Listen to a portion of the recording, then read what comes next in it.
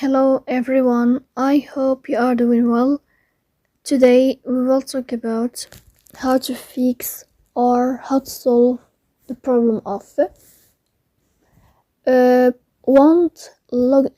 me log in on the application of Hello. You will go to settings as you see and you will click. In this page you are scrolling down until you find here apps, default apps, app settings.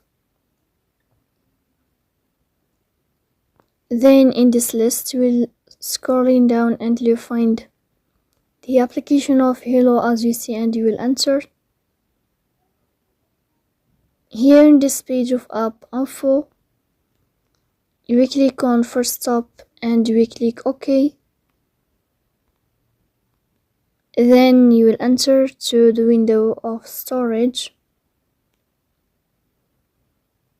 Here you will click on clear cache.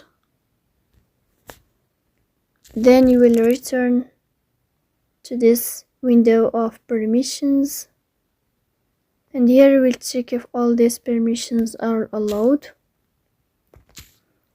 After that, you will go to Play Store.